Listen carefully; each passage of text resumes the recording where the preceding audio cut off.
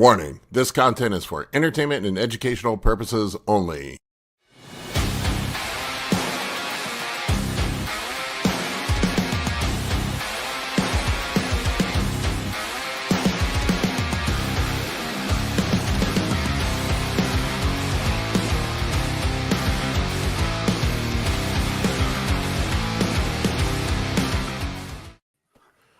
What's up, everybody? Good morning. Hi, everyone. Just a reminder before we get started, I have the sale going on the Science of PEDs and Anabolics e-course, and also on my PED cheat sheet, which is sort of a summary of the e-course. Both are 20% off. Holiday 20 is a discount code. It's in the video description below. You can just go over to Anabolic Bodybuilding and catch it there. And I think the sale, I have it set to run through the end of the week. So it's if you catch it after the first, it doesn't matter. What's up, everybody? Not much. How you guys doing? I think my plague finger is finally getting better. Yeah. I'm finished up the antibiotic. Man, this has been like a month-long ordeal. It's been crazy. You would think, I had to take almost 2 weeks off from the gym. You would think, you would think I would have been more productive having some time off from the gym, but I just invested that time into playing video games. What otherwise would have been in the gym. I usually pride myself on being very productive, but Path of Exile 2 has ruined my productivity lately. Every once in a while, I get a game that catches me. Yeah, I'm sure it's frustrating too. I don't know if you can. Let me see if you can see. Oh my goodness, it looks so good. Yeah, definitely. But you can see where the bacteria ate the finger, ate the skin off the finger. Yeah. See how like all the fucking skin is gone? Yeah. Jeez. Yeah, that's crazy, Much man. better though. Yeah, thank God they figured out what it was. I mean, that flesh-eating bacteria can get. I mean, that I could have lost a hand or a finger. Well, anaerobic bacteria is really dangerous because it doesn't need oxygen to continue replicating. So that's why, it was actually better that it finally did open and that they cut off all that dead skin, because that infection just continues to burrow, and that's why there was that deep hole. Yeah, like freak bacteria. Yeah, I had a giant hole in my finger. You can see there's a little piece there where you can see where they. Yeah. What's left, a little scab, but it was she said it was almost all the way down to the bone. Yeah. Thank fucking God somebody finally opened it up. Everybody was scared to open it up. Yeah. No, they caught that in the nick of time. I mean, Paul's magic finger. That is the money finger. We got to keep that one healthy. I had so many jokes on Instagram about where you've been putting that finger. No, that's the shitty thing. It's my life's pretty boring right now. It hasn't been anywhere adventurous. It just got smashed between two plates. That's what happened to it. That's all it took. That's all it took. I figured, since my off season has just been totally fucked. I had my estrogen was crashed at the beginning of it, so it was hard to train hard. My joints all hurting, and then finally I got my estrogen turned around, and then we got some kind of flu bug or something after Thanksgiving, me and my kids, and we were sick for 2 weeks. It's crazy, like a third of my clients have had the same thing. It's wild having a bunch of clients. I have close to 100 coaching clients, and I see trends of things. Like when bugs are going around, I'll see a bunch of guys reporting out. Man, I've been sick this week. It's hilarious, the check-ins this week after Christmas. Everybody's I haven't really been following the plan this week. And I'm I know, man. Nobody has been. It's cool. Yeah. But yeah, I just decided, I couldn't, so I was out for a week with that. And then I missed almost 2 weeks with this finger. She didn't want me in the gym, which I get. I mean, I don't want to spread it. And then it's not, it's not like I can train hard if I can't grip things. So I just decided to, about 3-4 weeks ago, I just pulled back down to bodybuild. I'm fake natty right now. I pulled back down to 300 tests and 6 units of GH, and people are like, that's a cruise? I'm yeah, for me it is. Yeah. So what about you quit the Dbol too, right? So how did your estrogen do when you quit that? I feel well, I haven't retested it because I've been going through all this shit, but Yeah. I feel like it's back. Yeah. I feel like it bounced back. I feel better. My joints don't hurt. Of course, that could be just from taking 2 weeks off from the gym. Imagine that. Yeah. But no, I was like just not even gaining body fat, and like I noticed now, like I'm starting to gain a little bit of body fat back. Not that I'm soft by any means, but you know, I'd say I'm probably around 10% body fat. I mean, I posted it up on Instagram. You saw the pictures, Amy. I don't know where I'm at. I'd say around 10%, Yeah. Yeah. if I were to guess, somewhere around there. Not like bodybuilding shape, but I have that amazing ability to lose weight and get fatter at the same time. That's my genetic gift because I'm down to like 242 fasted. Daytime weight's like 250. And Well, when your estrogen's crushed, I mean, you feel creaky and achy. It's just consistent, and it makes everything kind of miserable. So if you're getting a sensation of feeling better, that's a benefit right off the bat. Regardless. long story short, the Dbol worked. Yeah. The Dbol definitely worked. So that's a tool in the toolbox you can pull out if you crash your estrogen. But I definitely, I had to put the pieces of the puzzle together after the show, like why I was crashed, and like it makes sense now because I was running the suicide inhibitor, exemestane, and then Primo is also acts like a suicide inhibitor, and then I came off completely after the show for about 5 weeks. So there was nothing to aromatize. There was nothing to aromatize, and there was no aromatase enzyme, and then you don't have a rebound like you do with an anastrozole as it releases that enzyme again. So there was basically nothing to convert and nothing to convert it with. And then I went straight into my blast with running EQ, which also mops up estrogen. And so like I just never had a chance to rebound. So I learned from that mistake. even at my level, I goof up sometimes. So I learned a valuable lesson. Probably exemestane is not a suicide inhibitor. Is probably not a good choice for me. And post show, I probably should run a fair amount of tests to get things back. Or even that Dbol. Like this is just a theory of mine, and so there's nothing to back it up other than I've seen this before. Is that it's sort of like the idea behind post-finasteride syndrome is that when you don't have estrogen to or when you're not aromatizing, when you don't have the aromatase inhibitors to aromatize, it actually somehow blocks the transcription of more aromatase enzymes. So you actually need the estrogen to aromatize to stimulate the transcription of more aromatase enzymes. So because when people crush, like they tend to stay crushed until they can get a lot of estrogen to aromatize. Right. Yeah, it took me. I've never in my life had this issue. I'm usually a high converter. This is the first time in my entire life that I've had crashed estrogen, and it was shit. When did I compete? July, so it was 4 months post show before I got it back to somewhat normal. When I see this in our, sorry. Well, no, I was just going to ask because I have also been dealing with extremely crushed estrogen for 3 months now post show. But do you find that it's as body fat dependent with men as it is with women? Oh yeah, as far as getting it back. Yeah. Yeah, I was going to say that with Paul being so lean and consistent, lean too, he's not really giving himself an advantage to allow that aromatization to happen a little more naturally as well. It seems to be worse in women when they get super lean. Like even women that aren't even on PEDs, you'll see it in a lot of times. Like women that are anorexic, they'll actually start growing body hair and shit. It's they get like this. It's almost like this peach fuzz that grows all over their whole body when they get super low. And I guess because they become androgen dominant at that point.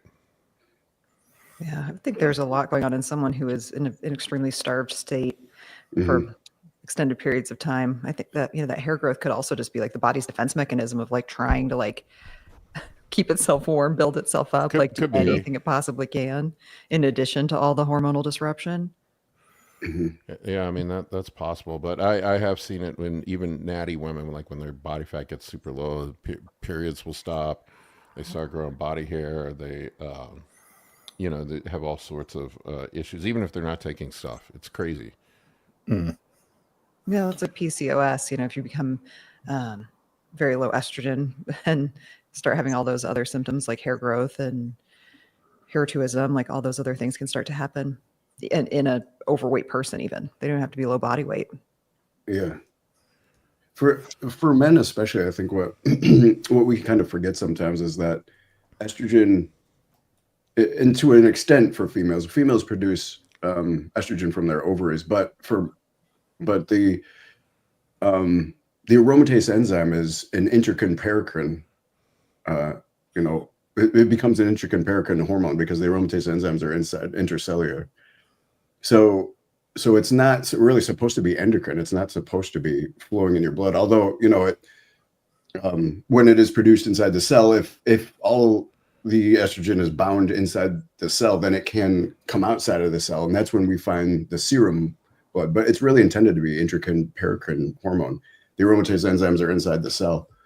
So, and some of those cells that produce that are adipose tissue. So if we have low adipose tissue, we're reducing one of the cells that actually has the aromatase enzyme to produce more estrogen or estradiol. Mm-hmm.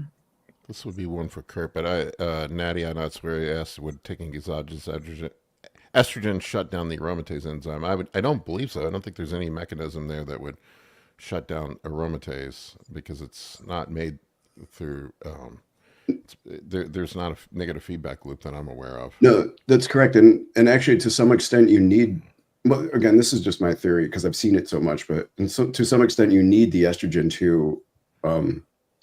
to stimulate the transcription of more aromatase. Mm-hmm. Somebody was asking, Amy, are you taking DHEA or Pregnenolone to help with estrogen levels? Yep, I am taking DHEA. I've considered adding in some Pregnenolone. I wanted to start with adding DHEA in first, just because it's, you know, a little bit farther down the chain. Pregnenolone, you know, is higher up, so it, you know, then gets converted to DHEA. So starting with DHEA first, but my coach and I were chatting about that this week, talking about adding in just a little bit of Pregnenolone. There are other benefits to taking Pregnenolone as well, so I am probably going to start doing that also. Yeah, I've been taking some DHEA and Pregnenolone upon Vigorous Steve's recommendation. I don't know if I've noticed much of a difference, but I figure it can't hurt. There's Colin. Did you forget about Colin. Hey, what's up, y'all? What's up, buddy? To walk my dog.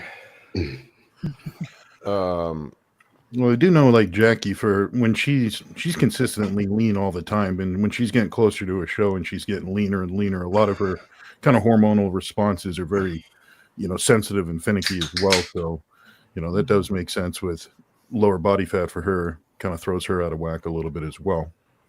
Yeah, and that's very true with women. I mean, you know, working with like lifestyle clients, not competitors, and you see a lot of women who will lose their cycle even if they start restricting calories a very moderate amount. You know, whereas you will see, you know, especially in bikini competitors who may be at a slightly higher body fat for a competitor, you know, maintain their cycle throughout prep. I think a lot of it has to do with, you know, not just body fat levels, but just overall stress as well. Yeah. I've never struggled to get my cycle back after a competition season.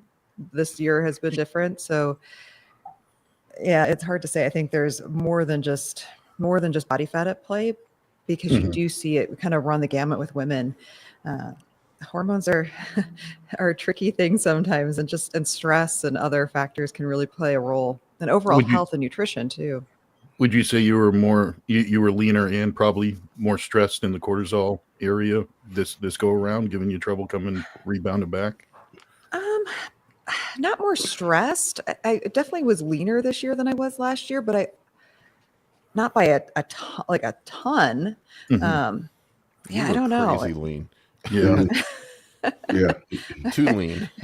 I know it's still hard to, like, I still don't see it. You know, I look back at my pictures from like right before my shows and I'm like, man, I was so lean, but like, I still don't feel like I was lean enough. You know, it's just, you get in your head on prep, but I know I was lean, but I'm way less lean than I was. And like I said, I've always gotten my cycle back pretty rapidly after my seasons. And maybe it is the stress component, but I don't feel especially stressed this season, or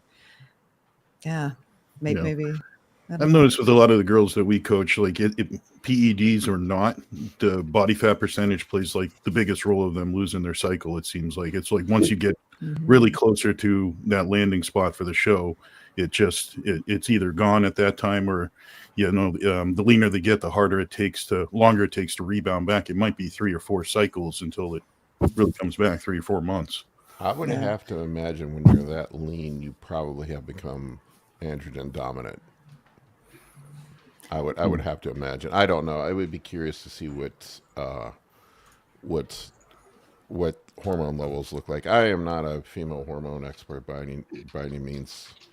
Yeah, my testosterone was still very low. I mean, so I was definitely not testosterone dominant at the end of my season, and because my test, even switching, or maybe it's from just no hormones. Yeah, I mean that's what I mean. Like it wasn't that I was androgen dominant; I just had nothing at all. So I'm still struggling to even get my testosterone back up as well. So it's both. Tina said the body dysmorphia is real. Like we all have that. Like I mean, I don't know. Like most bodybuilders have that, right? So like Amy, when you say you don't see that you were lean, like we could all see it, and we all have better dysmorphia. I could never be big enough. There's no way I could get big enough ever. So. Well, it's funny. You kind of notice it after you look back later, and you're like, "Wow, I was pretty lean." But like, it's just like anything else. You get adapted to it as you're going through the process. When you're in the heat of the moment, you're like, "I'm not lean enough," or "I'm too small," or whatever. But then you look back, and you're kind of coming from a different point of view, and you realize you were pretty depleted and lean. And I know. It's like when you're an asshole. Yeah, you don't notice an asshole. Amy, do you supplement with any exogenous testosterone throughout the prep time or at all? Yep, I do. So I was, and Ryan knows this, he and I've chatted about it. I was taking a compounded oral testosterone for years. Like I'd been prescribed that by a hormone doctor, gosh, at this point, probably like 4 years ago. And it was always fine. And like my testosterone levels were really stable. Well, when I had my hormones checked at the beginning of my prep, I mean, I was like bottomed out. I was at 14. My test came back at 14. Wow. I'm like, well, maybe the compounded batch was bad, because it does come from a compounding pharmacy, but perhaps there was some issue with this particular batch that I'd gotten. So I decided to switch to injectable. And when I had my labs drawn it's been about 3 weeks now, I was up to a whopping 15. So, which was shocking because I mean, I increased not only my dosage, but also the, delivery system and And imagine the form of delivery, administration's kind of, I find that to be key, injectable is going to be, and imagine better than a transdermal or oral. Ryan probably know a little better from experience. Yeah. Well, that's something I did learn from Ryan was just how fast acting the oral is.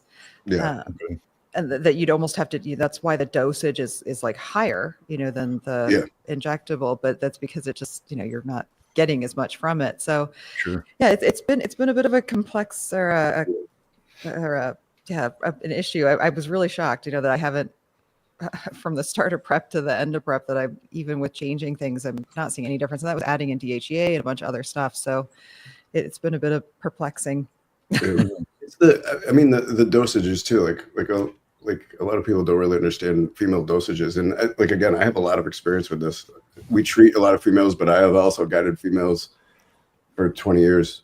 20 milligrams is where usually, now this is a generalization, everybody's different, but 20 milligrams is where females per week is where females usually start to feel the difference. Before that, they don't have a lot of, again, once in a while, there's some females who do well at 10 milligrams. Some need 30, 40. I've seen before they start noticing the effects. But I think a lot of females are underdosed. You're talking oral administration? No, this is injectable. I'm sorry. This is injectable. The oral administration is worse. The half-life is very, very short. You have to take it at least twice a day, and you have to take high doses. Females would need to take 100 milligrams probably twice a day. Yeah, my compounded dosage, I think, was 35. It was a compounded DHEA testosterone, so it was 35 testosterone, 7.5 DHEA was what was in the oral compounded. And did you take it once or twice a day? Just once. Yeah, twice a day. It's. I mean, the half-life is very short. So Yeah. like some people do better than 3 times a day for the oil, and like for men, they have to take like 400 milligrams 2 or 3 times a day Wow. for you to Wow. be able to sustain a level. Like, Meanwhile, What do you we're think- over here in the comments section talking about video cards. You guys done talking about hormones yet? Can we talk about something important? Colin, how you doing lately with your Reta experiment? And It's going good. Excuse me. I just Class act. he can't take me anywhere. I just decided to up my dosage. I was doing only a half a milligram a week, and now I'm doing I'm sorry, I was doing 1 milligram a week. Now I'm doing 2 because I noticed my appetite was surging back, and along with it, an urge to eat naughty things. But I will say, like, whether or not your appetite comes surging back, you really can't fuck up too much. Like, you know, I ate like over Christmas, I had like a box of like a movie theater box of like Reese's Pieces, and you know, it was good and stuff, but I had like acid reflux for 8 hours afterwards. Like, not worth it.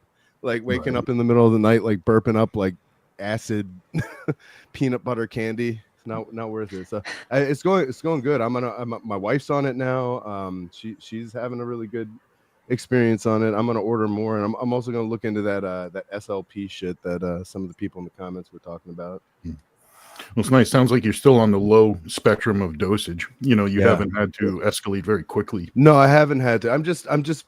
I'm increasing the dosage as my appetite starts to come back, and and I start to have slightly more trouble, you know, staying on the diet. And since I've got a lot of runway, I can get all the way up to 12 milligrams a week, which I you know, obviously I'm not going to get anywhere near that, but like, you know, it's going good. It's going good. But most people I see for fat loss end up settling in between 2 and 4 milligrams is what I've seen. So that seems to be the good dose, man. But it's I know I say it every fucking week. I've seen just some crazy results on blood work with people. Like their cholesterol comes down, their A1C comes down.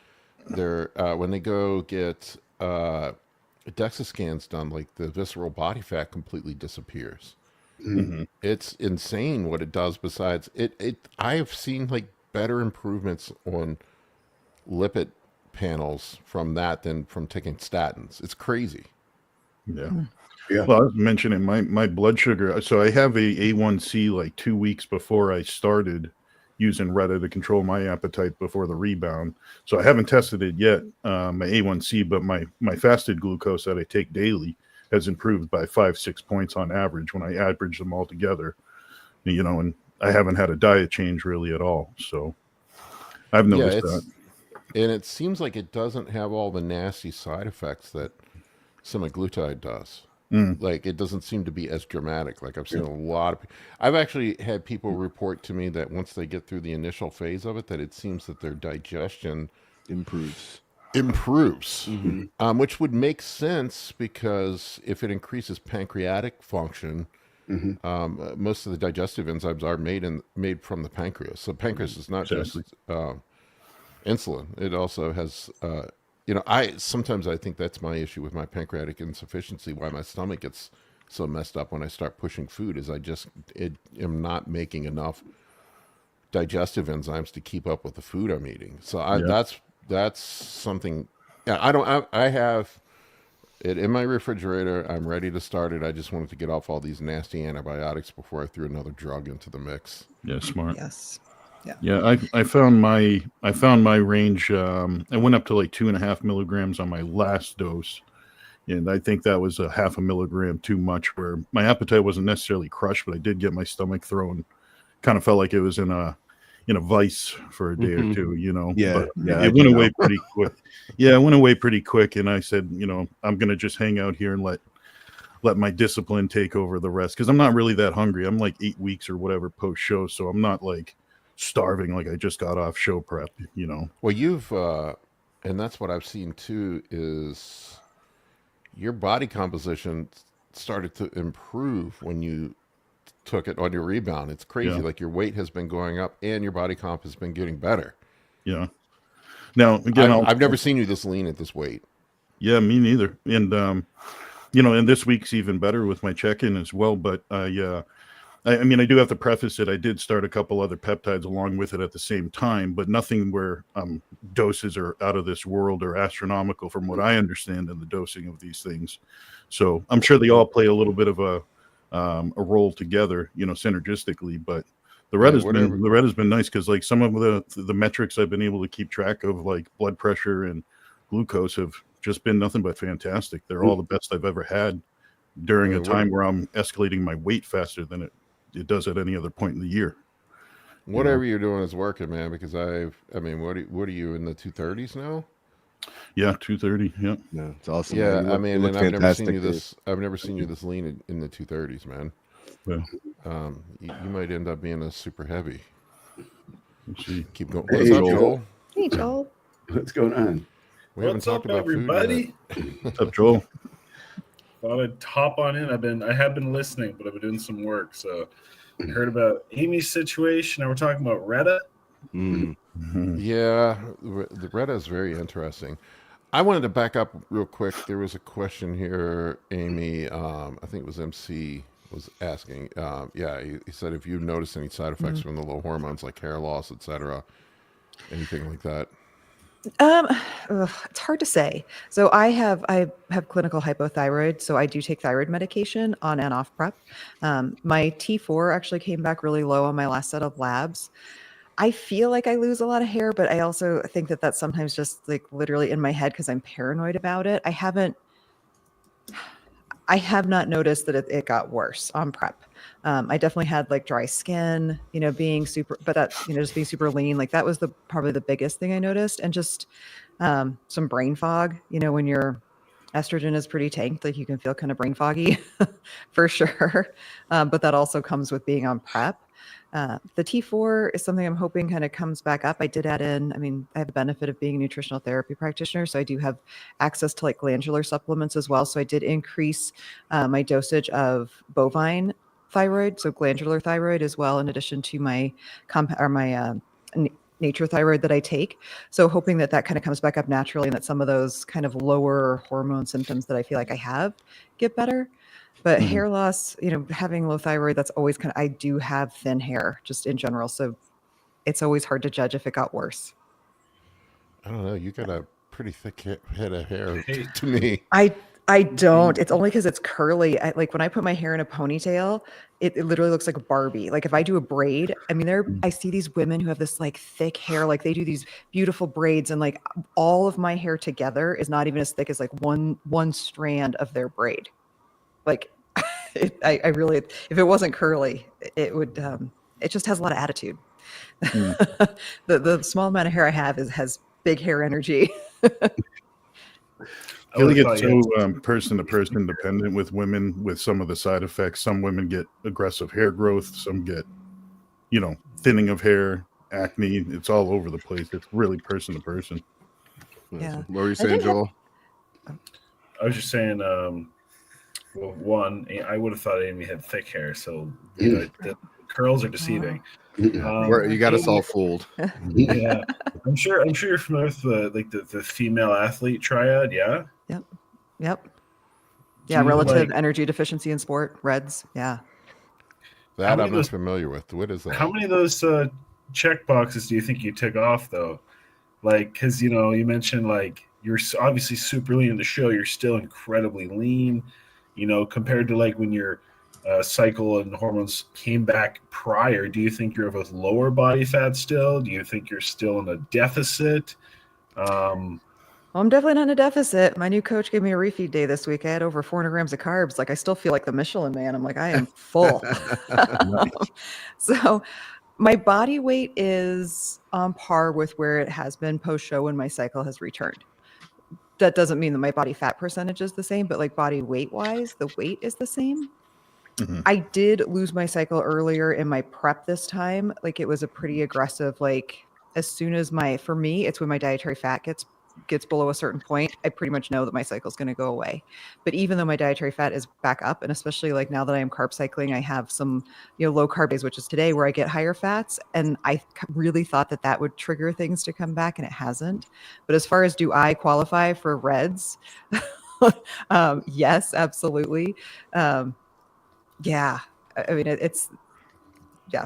Am I cold all the time? Do I have probably every single checkbox for relative energy deficiency in sport? Yes, I have all of them. And that can happen to men as well. Like men and women both can suffer from REDS, but for sure. Yeah, well, I mean, you're a smart, educated individual, but just hoping to hear your let's say hormones come back to your desired levels here sooner than later. How's that? Well, Yes. having thank seen you. your check-in pics, you still have ab veins. I would say you're pretty lean. Women normally Yeah. don't have ab veins. My chest striations have gone away, which is nice. Like when I wash my hands, I don't see like all these like feathering chest striations anymore. Fibers in your chest. Like I would seriously like, wash my hands like, oh gosh, it's like freaking me out. Like That's pretty And I'm curious to see like if your body fat goes up, like when, I guess, at what point. Because I mean, I think like the body fat's huge, Yeah. and what from what I know about like the whole female athlete tribe. Plus, again, obviously deficits, high amounts of exercise, etc. So, yeah, What I've interesting. seen is once people get exotically lean, they tend to stay leaner. Like you were crazy. Like you were too lean for a bikini competitor. Like you were bodybuilder lean. So like it in a way it's kind of a blessing and a curse. It's like you come out of it and then you just like I've seen it like this process like with the guys that I work with where they get lean and then they push back up and they just stay leaner as they push. I mean, Dave's experiencing it right now. Right. Yeah. I think that's a good point, Joel. Like as soon as my cycle returns, I'll schedule a DEXA to see where I'm at, because I did a DEXA before my final show. What was my DEXA? Like 9.8, I think. Oh, you were leaner than that, I would think. Yeah, the DEXA. So it'd be interesting to do a DEXA again to see what body fat I was at when my cycle returned. Yeah. Like for the data of it all. Because you're still, like I said, you're still like incredibly lean. Like obviously, the differences of levels of leanness for a man and a woman are obviously significantly different, as you know. You know what I mean? So I think that's gonna be very interesting. So for the sake of science. Yep. And then, I'll let you guys all know. I mean, this is the 2025 arc that nobody wanted, right? To follow my hormonal fluctuations. What's going on? What's up, Colton? Hey, Long Colton. time no see, bro. What's going on, Joel? Not too much, man. I've been enjoying your content recent, and heard a lot. I really dug into it the other day. Watched a ton of your videos, and the hilarious kind of hilarious DHB story was a good animation in that. That was really funny. That was cool. I'm glad. He's been making some quality content. Really been enjoying your videos lately, Colton. I appreciate I know way too much about Wes Watson now. I mean, there's just so much there. The lore is so deep. It's He's just such so a giving. complex individual. Gift that keeps giving. I have to take notes when I watch those videos so I don't miss anything, Yeah, he's really hard to completely hard to detect. peg down. He's a mystery wrapped in an enigma, that man. I'm so out of the loop in the bro you burst drama. Like I get guys that'll DM me and like, hey, what do you think of so and so? And I'm like, who the fuck is that? I don't even know who that is. It's probably for the best. I'm just like in my own autistic world where I'm just focused on bodybuilding chemistry and what to eat. I don't give a fuck about the drama. I probably have better content if I did focus on the drama. Well, Jackie and I were watching Colton's his reaction to Is Obesity a Choice, and we were literally, Jackie and I were jaw dropped with how delusional some people are in this world when it comes to like the whole, not fat shaming, but like recognizing if it's a choice or if it's something that you're just genetically disposed. There are some people like the extreme ends of it. Like I couldn't be 600 pounds if I fucking tried. Like there's just no way. Right. There's no way my body would not be 600 pounds if I tried. Yeah. So I would imagine that that has to be genetic. There has to be some sort of genetic component to being that Oh. big. But 100%. being 40, 50 pounds overweight, that's a choice. Yeah. I think you can get fat, but it's very hard to get obese. Like you do have to just like completely stop moving and completely stop regarding anything you're putting in your body or like tangible health at all. You just kind of have to forego care. It's a complex situation for sure with a lot of different components, and that certainly is one. I also feel compelled to point out the rates of obesity in the country skyrocketing in the mid 70s, seemingly out of nowhere. But if you've done any research into the nature of America's food supply, you can sort of figure out what happened then and who lied about it. So that plays a part too. But yeah, you're saying McDoubles are bad. Well, I don't want to jeopardize any potential partnerships in the future, so I would never say something like that. Don't you say a bad thing about McDonald's. I will not like you ever again. I said everything bad I had to say about McDonald's a few weeks back. I maintain that they dropped the ball and they have yet to pick it back up. I'm such a sucker for McDonald's. I still have it once or twice a week. I love it, dude. It's crazy how good it is. It's so good. And it's amazing. Like I have IBS, and like I eat a salad, and it's like shooting lightning out my butthole. But I can eat McDonald's all day long and no problem. Not an issue, man. I don't know what the fuck they do to their food, but it's like magic. Dude, I love the Filet-O-Fish, man. Like I don't know what it is about those, but Jesus, those are cocaine. I love them. Chase once in the Kuba confronted you at the Olympia. He came to the booth looking for you. I think he was trying to. I was talking to someone. What did you do to Kuba? Like, oh, I like your videos. What'd you do, Kolton? Okay, so yeah, I made a video about him. Well, not about him, about his wife. It wasn't so flattering, but I wasn't saying anything that wasn't true. I remember now. Yeah, I wasn't, exerting any non-truths in the video. I was just talking about her as a female using steroids, the consequences of her actions, and then, postulating on what someone would take to get, the physiological changes to become that phenotype of female. And, when I was at the Olympia, I was talking to someone, and they were like, hey, I love your videos, blah, blah, blah. And I was like talking to him, and him and Meg were standing behind me, and I think they were waiting to talk to me. And the guy just kept talking and talking and talking. And I think they just kind of like gave up waiting and left. So I don't know if he was actually trying to confront me or not, or if he was just happened to be standing behind me. But yeah, he didn't actually get the same coincidence. I think if he wanted to, unless he was there for the cookies. That's entirely possible. Good. I mean, I don't know much about Kuba, but he always seems like a cool guy to me. Yeah, I think if he wanted to confront you, he might have gotten. I mean, he's close enough to get loud enough to get your attention if that was his intent. Yeah.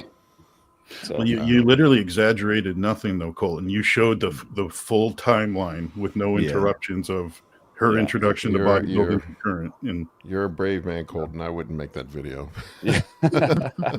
Jackie loved it for what it's worth. She showed me that one. Colton's got enough neck tattoos. He doesn't have to worry about anybody. Yeah. It's like I don't even like this is crazy. I'm going to sound like a complete shut in here, but I don't even know who the fuck Wes Watson is. Wow. That's good for you. That's okay, man. Are you familiar with the internet term lol cow? I'm guessing not.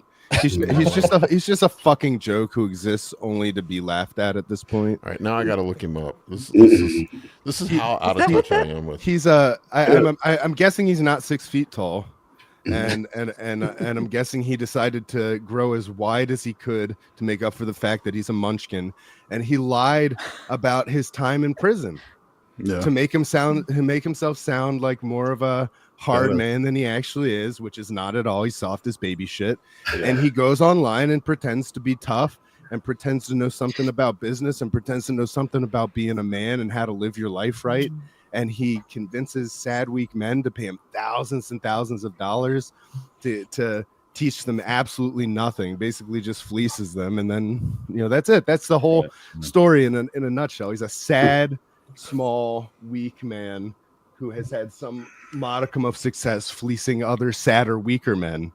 And his time's almost up. That's Wes Watson. Well, I guess I missed out on it. Yeah. I don't pay attention to any of this shit. Oh, I didn't know who it was either. I work that for me. I long for the opportunity, Chase. I got you back. I got your back, Colin. Just hold the camera, Dave. Hold my glasses and hold the camera. Like after that, you're gonna be the first time you've seen a grown man spank another grown man with a Birkenstock. What were you gonna say, Joel? I was just gonna say after that explanation, I don't really want to know who this person is. Like you say, you either like sold it really well or really bad. Yeah. Hey, I got a question, Paul. Paul, did you say you're already on the Reta with your IBS, or No, I haven't tried it yet. So we'll see if that's a good or bad thing. I have heard from some people that it actually might make it better if it's a pancreatic insufficiency issue, which I do have. I have pancreatic insufficiency, and I'm a type 1B diabetic. So that's the main reason I'm taking it. Interesting. Yeah. So I'm really curious. So about your experience in a couple of weeks, and obviously Chase is here. So Chase obviously has a lot of experience with this, and a lot of his guys in his Discord and stuff. So fun fact. So I actually decided, because again, I think I mentioned a while ago, I had like an abdominal injury. So I haven't been able to really do any like food challenges. So I figured I'd actually try a very low dose Reta while trying to, kind of bulk a little bit. And so I'm 5 or 6 weeks in, and I think I'm going to have to discontinue it. So I'm kind of like career. Yeah. So I'm kind of the N=1, I think. So no issues, no reduction in appetite. No, so again, but like, let me hear it out, right? So I didn't take it for a reduction in appetite. I was taking it for the potential health benefits. So no issues with appetite, because I've literally trained myself to eat regardless of satiety. So like, even if I probably, not that I would, even if I probably took 10 milligrams, I could probably still eat. The issue is, but I'm only doing 1 milligram, and then I tried 1.5 for the last 2 weeks. But I'm getting like these extreme sulfur burps. I think like after I inject it, the next 2 days I am so bloated. It is like and I've been having some real not great GI distress, which it hasn't been painful, but it's been messy. I'll just leave it at that. And which could be from the Reta, because I've kind of done a slight elimination through it. Like at first I was like, because I had some like protein. I don't use like protein powders normally, but I got some samples from the Olympia, so I'm like, oh, maybe this is bugging me. Removed them for a couple weeks. Nope, it was like, and then reintroduced them totally fine. So the only like variable, unless it's like a food that I just am like, I don't know, all of a sudden I'm intolerant to sweet potatoes or something. I think I'm gonna have to stop the Reta. It's been hazardous, and I think, but now take it for granted. This has come from somebody who really likes fibrous foods, and I don't. And I think if you have a normal diet of not a lot of fibrous foods and etc., I think maybe it would be great. It makes sense. Fibrous foods are going to slow your digestion down on their own, and then you're taking something else that slows it down further. Yeah, GI. I mean, sweet potatoes on their own fuck me up. I'll be honest with you. But the issue is I'm having too fast of a move. Oh, it's moving too fast for you. Like, it's not even digesting. No, it's been messy. Well, I got nothing then. That's the complete opposite of my experience, dude. Otherwise known as an asplosion. Yes. Thanks, Paul. So interesting. I thought my Reta was a vial of growth hormone, and I do 10 IUs every night. I took 10 milligrams of Reta. Whoops. I did that with Melanotan one time. Dude, it was awful. I could barely drink water. Like, it was so hard to stomach water. But that happened. And that's still, even if I go, so after that, a little days, it was awful. Like, it was terrible for like 4 or 5 days. It was just miserable. But after that was done, I upped the dose a little bit. I went up to 2.5 milligrams, thinking like, okay, well, 10 milligrams sucked the life out of me, but what about 5 or something? 2.5 milligrams happened in the same way you just described, where I'm bloated. I fucking squeeze out shit like liquid. And I honestly, like, I get burps and acid reflux. So I experienced the same exact thing. As soon as I brought the dose down to like 1 milligram, it was much more tolerable, and I didn't have any of that symptomology. But anything over it kills me. Like it absolutely destroys me. Like I can't hold anything in my stomach, and I get acid reflux, and I just feel like I have the flu without having a fever. It's just every other symptom. Can you believe in the phase 2 clinical trials they had a group that did 12 milligrams? That blows my mind. Well, they didn't make it. No, right? no, it was like a lot of them dropped out. 40% dropout rate or something in that group. Yeah. You know what's funny in some of those GLP-1 trials, especially the semaglutide and tirzepatide, they take the people who had side effects, and the control group, the people who were just doing placebo, reported more side effects than the group actually taking the drugs. Yeah, so it just shows you like placebo. people's minds go crazy. I thought that was absolutely fascinating. People's minds just make them believe that they're having side effects. But that's really good. Well, data. people have bad digestion or bad gut Another health. thing, people don't often associate these two things. GLP-1 use and depression is very correlated. And it's becoming a more common occurrence when people chronically use GLP-1s. Highly suggest people research it. It's very interesting. But what's the correlation? It alters the serotonergic system pretty significantly. Yep. So it can, if somebody's prone to depression, it can lead make to it much worse. a bout of it. Interesting. Oh wow. Yeah. Okay. So that is something I experienced when I took 10 milligrams like crazy too. That, and Kolton mentioned it in the comments, it elevates your heart rate. My resting heart rates, I'm like a pretty fit person because I do like Muay Thai and I love cardio. Like it's just my thing. So usually my resting heart rate's around 50 beats per minute. But after that 10 milligram vial, it was like 90 beats per minute for a whole week. And it didn't go down no matter what I did while I was sleeping, while I was awake, or anything. It was just constantly elevated. So another thing I realized as a negative, like it elevated it more than clenbuterol would. And that's crazy. Well, there are GLP receptors on the heart. It's interesting. It's great data. So Joel, what he's saying is that maybe you should just try 0.5 milligrams. Yeah. What's your dose? Yes. So I was taking 1. I started at 1 milligram. I did that for, again, I forget if this is, I have to look. It's either week 5 or week 6. I think let's go with 6. So the first, I did 1 milligram for 4 weeks. And then the last 2 weeks I did 1.5 just to try it, because like the technical like dosing starts at 2 milligrams. Right. So I was like, okay, I had 4 weeks in, still had some of these issues, but the ones that have like just like, and it only literally happened after I started, like the day after or whatever I took it the last time, was these like, they call them sulfur burps. Like, and I've never had anything like that. So I'm like, what the heck is this? Like, I'm like, I taste eggs. I haven't eaten eggs in 24 hours. I'm like, no way, I have food in my stomach. What? I get them before I have a IBS flare up, the sulfur burps. Interesting.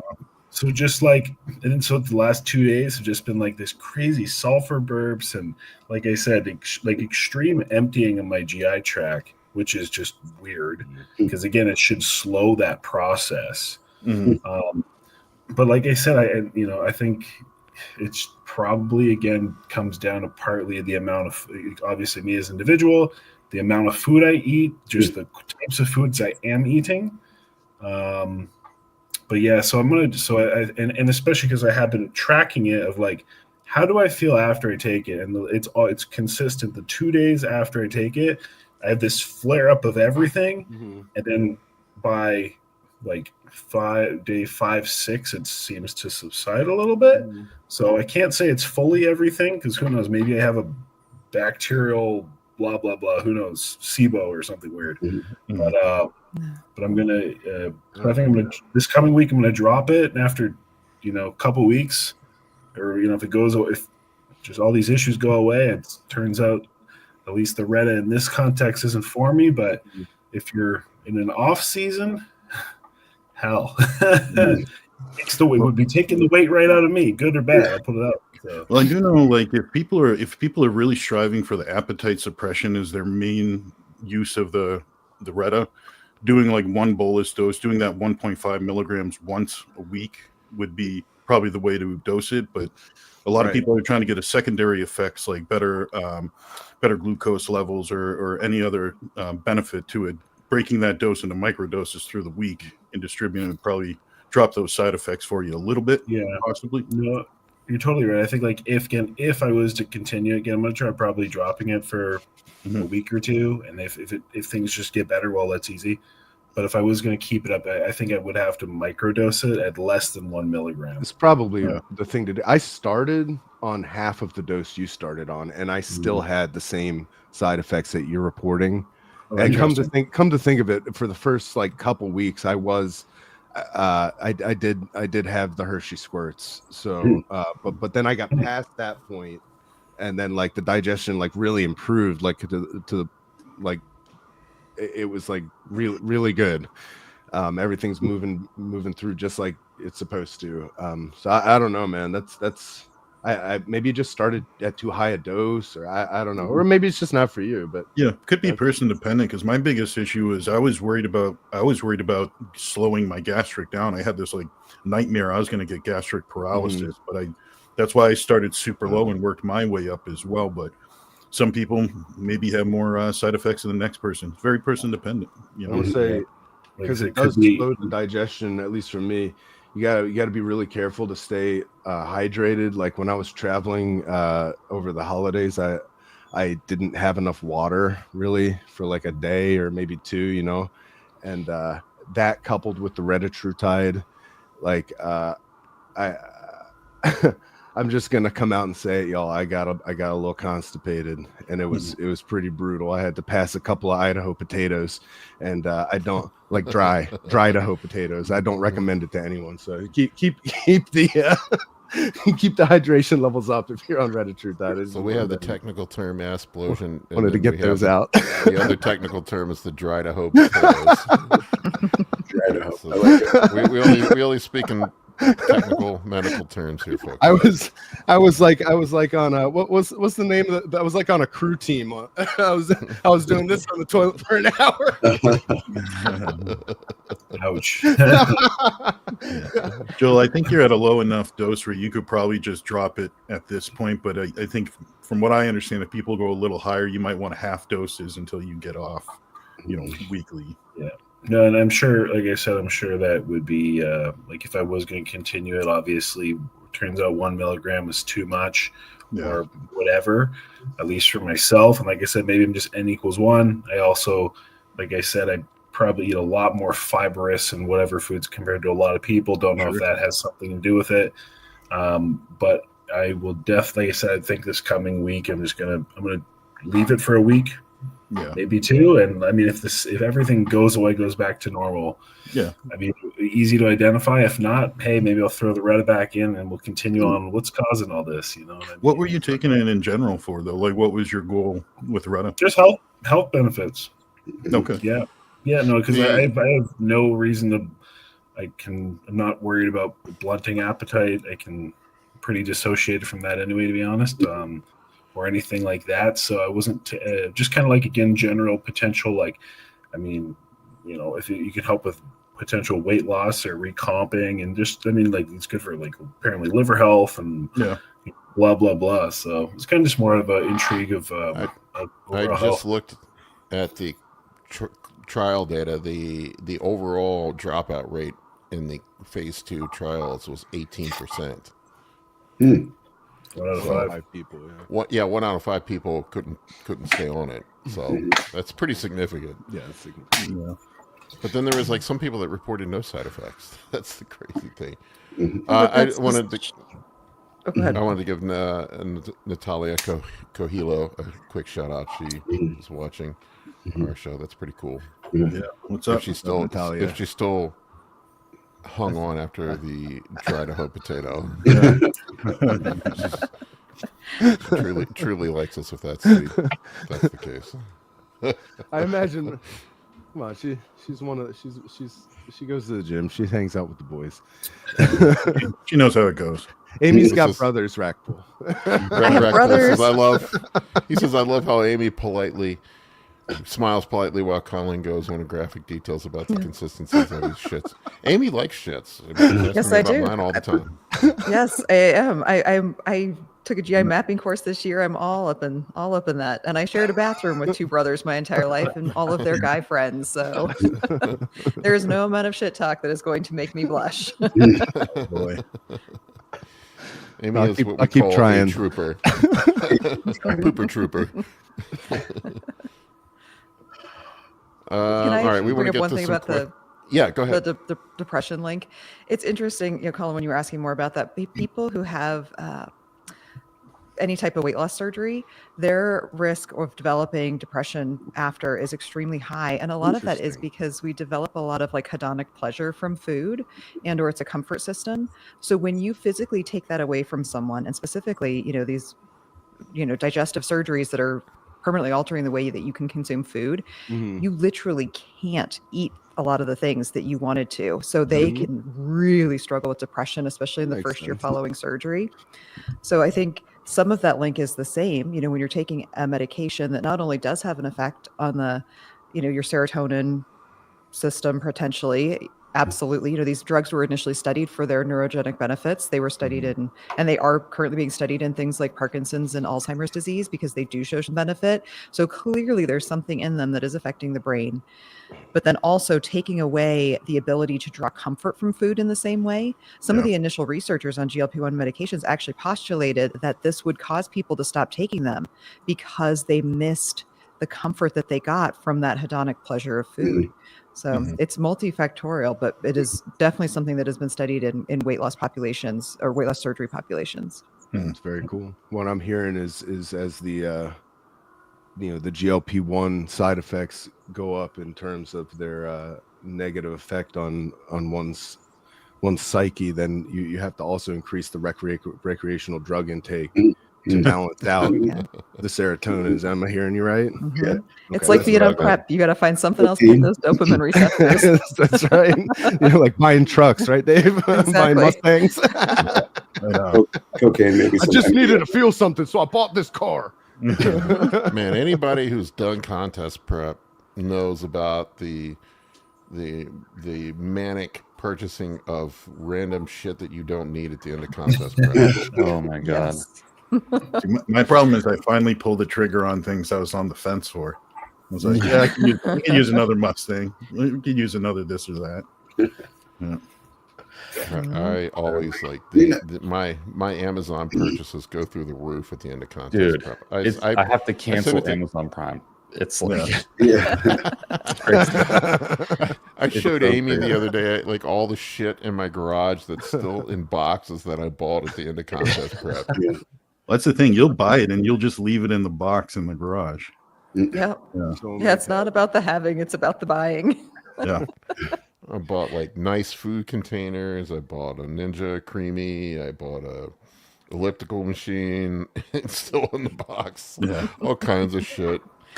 You just hang It's your like I'll thing. use this one day when I get around to it. Yeah. When I get around to it. Yeah. A desk. All kinds of crap. Although my daughter took the desk finally. I bought a standing desk. It was still in the box. I'm like, I think I need a standing desk. Yeah, right. Like my ass is going to stand all day at a desk. Come on, man. Let's get real. It makes sense though about because our sense of well-being is predicated on this kind of diverse portfolio of dopamine, oxytocin, serotonin, endorphin responses, right? And if we're addicted to that, addiction is just getting your dose response from one thing. And if somebody's is food, and they get a lot of their sense of well-being from food, then and you take that away, then they're going to go into a depression. So that's another reason why it's important to diversify your portfolio of dose responses. Well, like myself, as a recovering alcoholic, it's not always just the alcohol that I'm missing. It's actually the experience of like, it's a nice day out. I'm starting the grill. I'm coming home and I'm missing the thing that supposed to be in my hand, that gives me A that ritual. the full sense. Exactly. So Yeah. The makes a lot social of interaction too, like when you're drinking with your buddies, like that, the social interaction is a huge dose response as well. So, yeah. Absolutely. And it's a conditioned response, like the comfort food ritual for a lot of us. I speak for myself. I'm sure everybody can agree to this to some extent, but it begins early. I learned it by watching like my mom. My mom would have a bad day. She bake brownies and cookies. Yeah. Like you sick. Here's some food to comfort you. Was somebody mean to you? What do you get? You reach for the thing that brings comfort. Yeah. It's not it's not the worst thing in the world, but like we don't understand the where that can lead, the ultimate consequences at a young age, and then we grow up and we're overweight, we're obese, we're insulin, we have insulin sensitivity issues, et cetera, et cetera. Yeah. Well, but from a very basic level, we're tribes. That is what brought people together. Was the hunt, was the cooking, the eating, was the time when the tribe was more connected, and so that is somewhat in our DNA to derive that comfort or that connection through food as well, because it's what brought people together and what helped people survive. Yeah, it's necessary for survival, right? Anything that we produce a dose response when we're helping our own survival or the survival of our species. So food is obviously one of the major things. It's fundamental. Yeah. Yeah, my mom's answer for everything when I was growing up was anytime there was a problem was to bake something. Yeah. Yeah, that is pretty much my solution as well. And it is a very solid solution. I think that's why I would frustrate my mother into baking. Yeah, it would be a little shit, and it would turn into cookies. Michael Horner, he's one of my clients. He said, I'm also a recovering alcoholic. I figured out food was my first drug of choice from a very young age. Yeah, that's me too, man. The one time in my life that I got like really fat was when I was miserable in my marriage. Yeah. And I just was eating my sorrows away, man. It was like, my solution was to come home, get high, play video games, eat a large pizza and a pint of Ben and Jerry's. That's what I would do. That was my routine. Yeah. It's just a distraction. It's just a different kind of distraction. Yeah. Major risk factor for developing obesity is people who have suffered abuse, because you tend to, that's one thing you can control, when you're in an environment, especially as a young person, and you can't control what maybe is being done to you by an adult. You can control what you eat. And sometimes that's a way of like literally building yourself up or trying to make yourself, bigger in defense of whatever is happening to you. I mean, that's a very big risk factor for adolescents. Yeah, it's a great point. And so when we're talking about obese people as well, obese people, whether or not they have a choice, like sometimes they're stuck in this rut. And so, when I'm trying to help people with hormones to get out of this obesity rut that they're in, one of them is to give them other things to do to feel good. Right. So, and a lot of times when you give somebody who's obese hormones, not only is it dopaminergic itself, but now they're actually going to see results from the gym when they do go to the gym or from exercise. And now that's dopaminergic when you start seeing the results. Right. Absolutely. And it's just a positive reinforcing cycle. So and they may have never had access to that avenue before. You know what I mean? It reminds me back in the day, I took in high school, took like a computer programming class, and we programmed this like little robot to run around the maze, and he could only turn left. And so you'd have to program this robot to get through a maze, but it could only turn left. And there were many instances in which the robot would have been able to find the solution to the maze a lot faster if he could but turn right. And I feel like that's sort of what we're dealing with. Yeah, darling, I hear you. I'll feed you soon. My daughter was watching that show, My 600-Pound Life, for a while, and like every one of those people had like massive food addictions. Great, like just like it's the only thing they know to make them feel better. Yeah, like all of them I would hear like every single one of them would say, I deserve this. I had a rough day, I need this, or I deserve this. It was interesting. Yeah, and I'll hear like people like with disordered eating all the time say that, like I hear them on like contest prep, like you'll Kolton, you know this, you see it, and like I hear like people say like I deserve this this meal or I deserve this break, man. It's just like that is a very dysfunctional way of looking at things. Mm-hmm.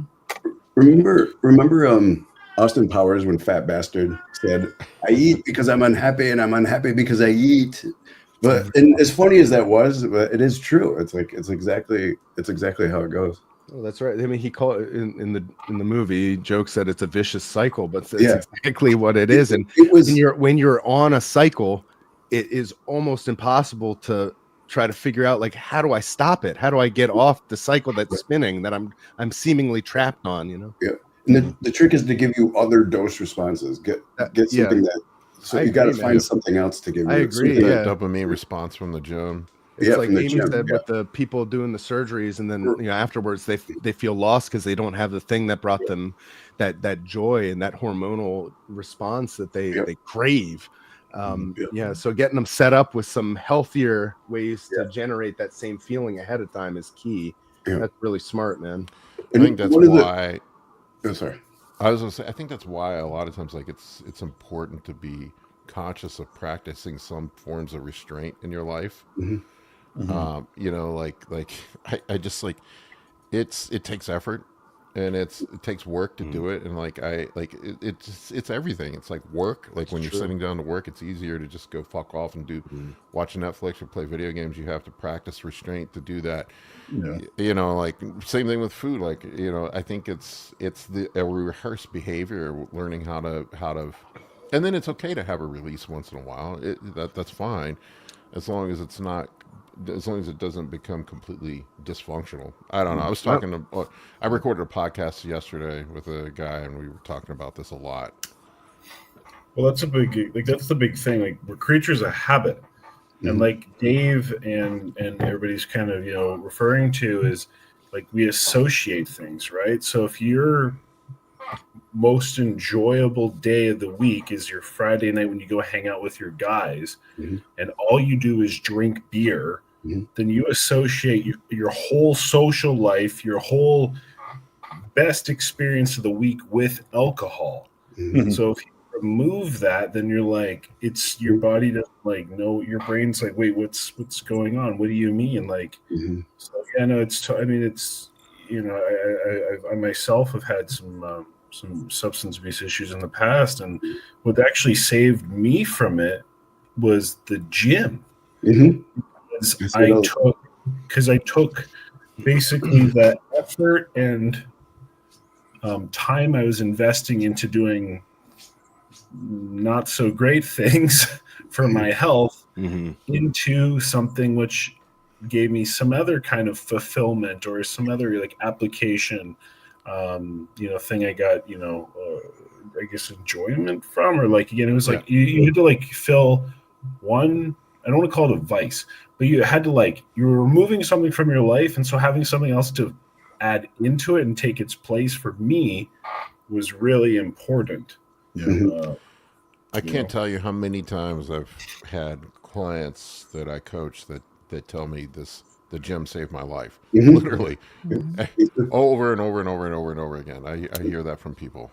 I can say I'm a perfect example, because like when I really look at my challenge of staying sober, it's a long-term approach by having daily accomplishments. And it's this, when I took out the alcohol and inserted bodybuilding, it's the exact same thing. It's daily accomplishments heading towards a long-term goal. So that swap for me was a poor swap for, I mean, a poor addiction for a healthier addiction, I guess you could say, for the gym. Well, a constructive one, certainly. Yeah. And then nowadays too, you also get people like myself where I wasn't getting a negative outcome for being an addict. Like not everyone falls and hits the ground. Like I was still very successful. I ran and started many different. Everyone does eventually.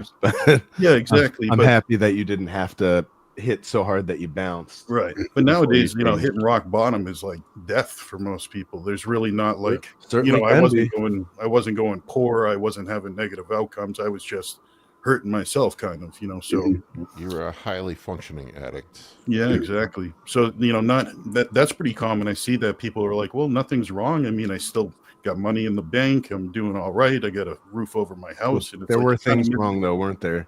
Yeah, you kind of missing the whole point. I feel like you'd be a good poker player if you know how to play things close to the vest, Dave. Sure. You keep it to yourself. I bet there was a fair amount of hurting going on, even though you were outwardly successful during that time. You Sure. just kept that shit to yourself. Yeah. Mhm. Yeah. All right, we want to take some questions. I'm glad to hear you got sober, Benny. That's what's up, dude. Yeah, Yeah, Sure. congrats, Benny. that's Yeah, great. I love hearing this. I mean, I can't just before we move on real quick. So many people I've worked with are recovering addicts, and they have used the gym and the Yep. structure from the gym and bodybuilding, even if it's just gym bro bodybuilding, to overcome that addiction. It's pretty cool. It's pretty cool to see. It's really cool. Yeah. It's kind of funny. That's why I kind of compete at the end of October, because the end of October is the sober date, and Mhm. each year, like Oh, this year, that's really cool. Yeah, Yeah, so that makes like sense, Dave. each year I've stepped on stage, whether I get a medal from the show, I'm stepping on stage, and that night I'm getting a sober coin. Yeah, hell yeah, man. That's what's Oh, up. that's awesome. Yeah. It's great. Congrats, Max. Like I studied because like Dave, I'm a recovering addict as well. I'm going on 10 years here sober. Oh, So, congrats, dude. but I studied neurobiology a lot because it was relevant to my situation, and it was just fascinating to me. So I have a lot of studying on the pervasive issue, dose response, and how it actually pervasively controls human behavior, like significantly, and it's not really well known. But one of the other things that I try to teach people who I'm also teaching to recover and is one of the, like I said, we produce the dose response, dopamine, oxytocin, serotonin, endorphins from anything that helps us survive or the survival of our species, or to continue the species. So this is obviously eating, sex, exercise, a lot of things, but also social interaction, social connection. So I teach people one of the best things you can do when you're trying to fulfill some void, or when you're trying to give you a better sense of well-being, is help people.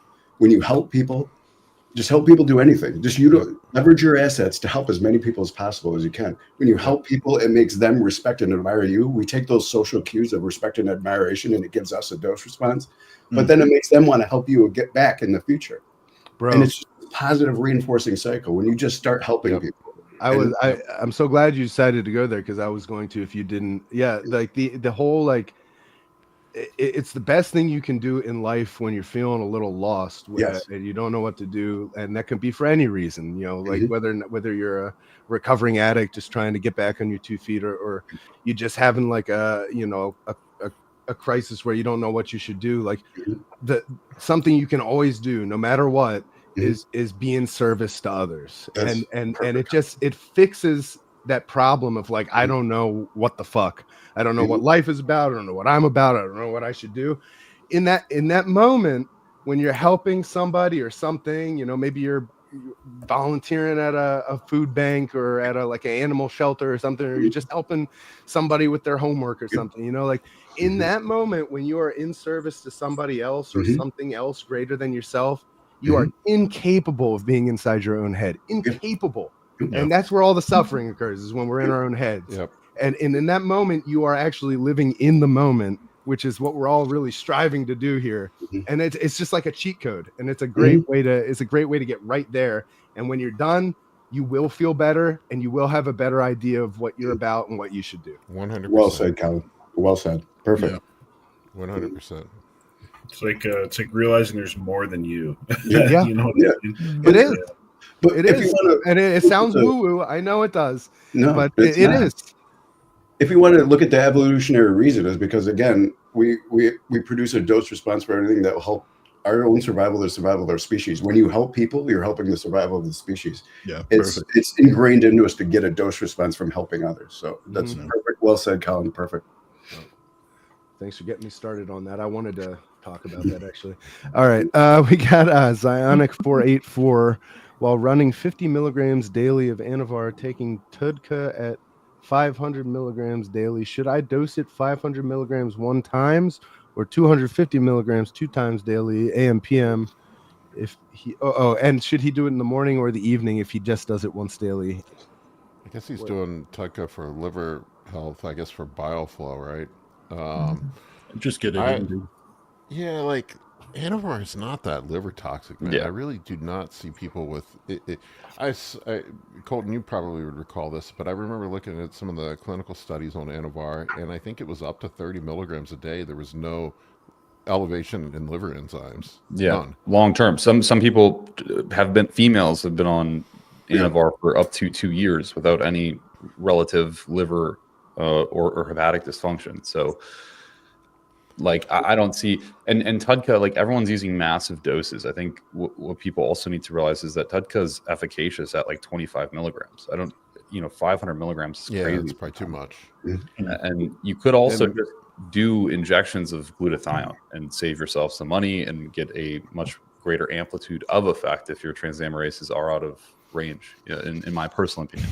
Yeah, NAC is a precursor to glutathione, right? If I recall Yes. correctly. Yes. Yeah. So That's you can correct. cut out the middleman and just take glutathione. I remember. Go ahead, Joel.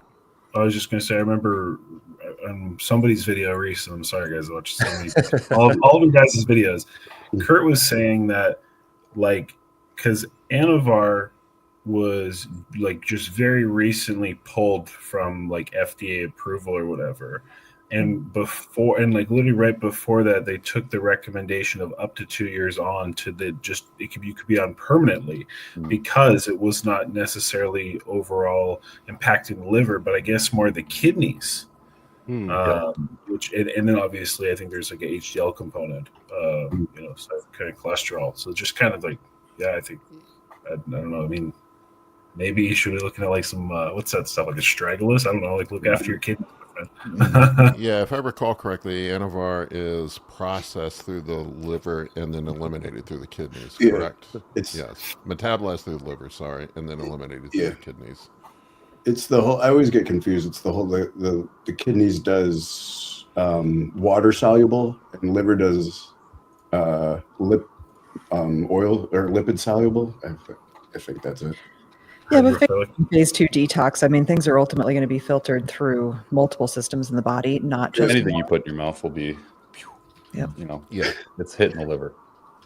We on my channel, we did a video on. We went over a study where they were giving children burn victims, Exandrolone, and they gave it to them for weight to ratio, it would be about, for an adult man, to take about 20 milligrams, and they took it for 2 years straight with absolutely no adverse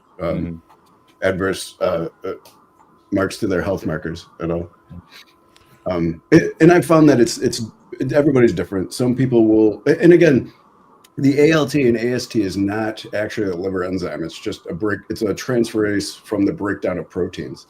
So just because those back up doesn't necessarily mean it can be a sign that there's some problems with filtration over your liver, but it's not necessarily a sign of that. I mean, you can get high ALT, AST from intense exercise. So here are my notes from Anavar. Anavar undergoes hepatic metabolism processed by the liver, primarily through the first pass metabolism. Basically, it's all eliminated through the first pass, not the second pass. Excretion after metabolism, the metabolites are primarily excreted through the kidneys into the urine.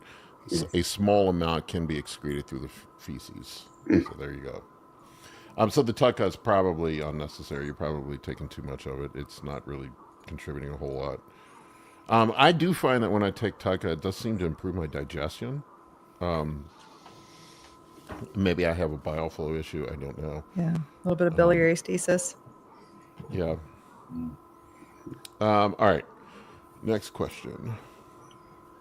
Tar Heel Prime IFBB Pro, calculating volume following the BFR 30, 15, 15, 15 rep scheme.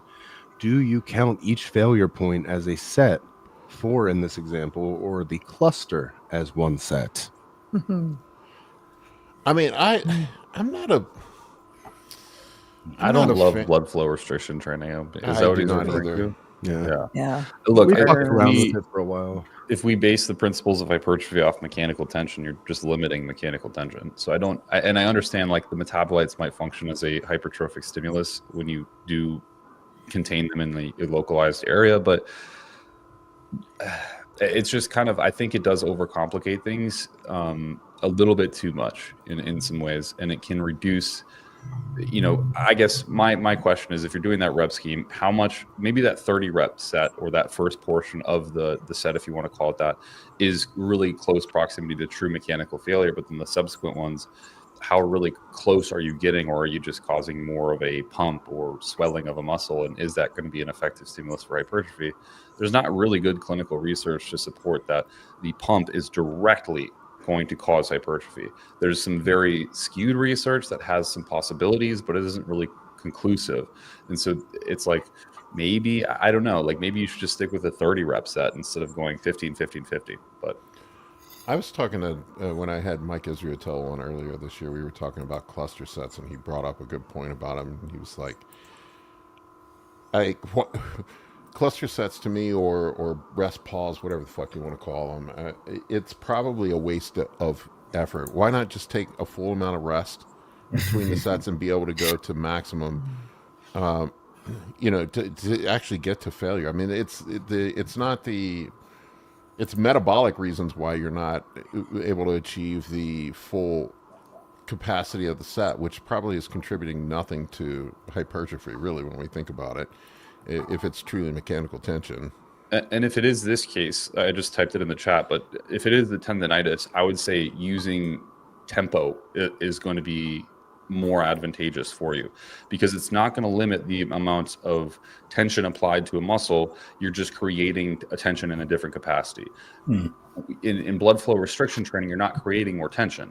You're just creating more metabolites. But let's say if you did a hack squat, and instead of going down up in a like 1-1 kind of pattern in terms of tempo, you did, you know, like a 5-second negative and a half a second eccentric. You're still under tension, and you're not limiting tension. You're just making that applied tension or load more significant via taking your time. So the principle is to be applied there. That's how I would handle it. Yeah, I would agree 100% with that. And also, like, when you have tendonitis, this is one of my old training partner. He's a PhD in exercise physiology. And I remember telling him, like, I got really bad elbow tendonitis, that, you know, skull crushers are hurting my elbows. And he's like, then don't do fucking skull crushers. Doc, it hurts my arm when I move it like this. And I'm like, oh, yeah. All right, Dr. Mike, that's a good, that's a good point, man. So maybe find exercises that don't cause pain.